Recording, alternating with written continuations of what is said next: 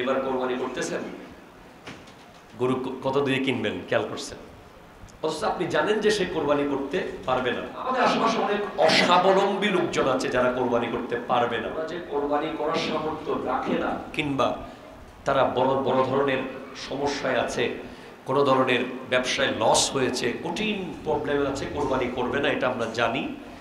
এই টাইপের প্রবলেম আছে এমন প্রতিবেশী, এমন আশেপাশে পরিচিত লোকজন যারা আছে, যাদের ব্যাপারে আমরা অবগত, তারা কোরবানি করছে কিনা এই প্রশ্ন তাদেরকে না করা উচিত।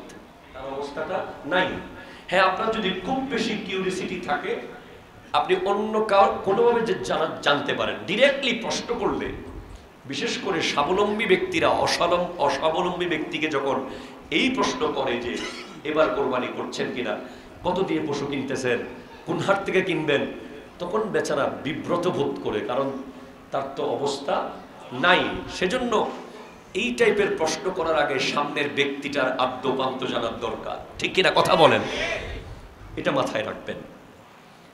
এরপরে অস্বাবলম্বী ব্যক্তি যিনি, যদি আপনার পক্ষে সম্ভব হয়, আপনার প্রতিবেশী হোক, আপনার আত্মীয় স্বজন, ধরেন আপনার ফুফু একজন কোরবানি করতে পারছে না, আপনার খালা একজন কোরবানি করতে পারছে না, বা আপনার চাচা একজন কোরবানি করতে পারছে না, আপনি পশুর হাটে যাওয়ার সময় তাকে সাথে নেন,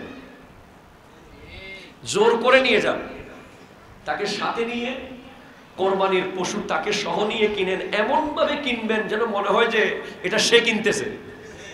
কথাটা কি বুঝতে পেরেছেন? এগুলো হচ্ছে আল্লাহকে রাজি করার কিছু উপায়, জোরে বলেন সুবহানাল্লাহ। এবং কোরবানির দিন এমন একটা অবস্থা সৃষ্টি করেন, পরিবেশ, যেন পশুটা তার, আপনার কিছুই নাই এখানে। আরে আসেন, পশু জবে করতে হবে না, সবাই মিলে, আরে ধরেন, আরে আপনি পশুটা জবে করেন, ধরেন ছুরিটা নিয়ে আসেন, কাটতে হবে তো।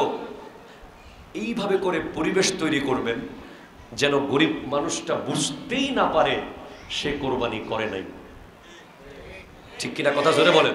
আল মুজামুল কবির, হাদিস নম্বর 2736, স্পষ্ট সহিহ হাদিস। যে ব্যক্তি পূর্ণ নিয়ত সহকারে আল্লাহর সন্তুষ্টির জন্য কোরবানি করবে, তার কোরবানি, তার কোরবানির পশু জাহান্নামের আগুন এবং তার মাঝখানে গিয়ে দাঁড়িয়ে যাবে। সাল্লাল্লাহু আলাইহি ওয়াসাল্লাম ইরশাদ করতে লাগলেন, যে ব্যক্তি কোরবানির পশু জবে করে, সে ব্যক্তিকে কোরবানির পশুর প্রত্যেকটি পশম পরিমাণ সওয়াব দিয়ে দেওয়া হবে। যে ব্যক্তি কোরবানির পশু জবে করলো আল্লাহর জন্য, রব্বুল আলামিন তাকে ওই পশুর গায়ে যত পশম আছে তত পশম পরিমাণ সওয়াব আল্লাহ তাআলা তাকে দান করবেন।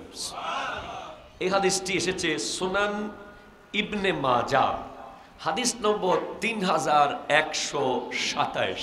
ঈদুল আজহার দিন আদম সন্তানের এমন কোন নেক আমল নাই উত্তম, যেটা আল্লাহর রাস্তায় পশু কোরবানি তথা রক্ত প্রবাহিত করার চেয়ে উত্তম আর কোন নেক আমল নাই, আর কোন নেক আমল নাই।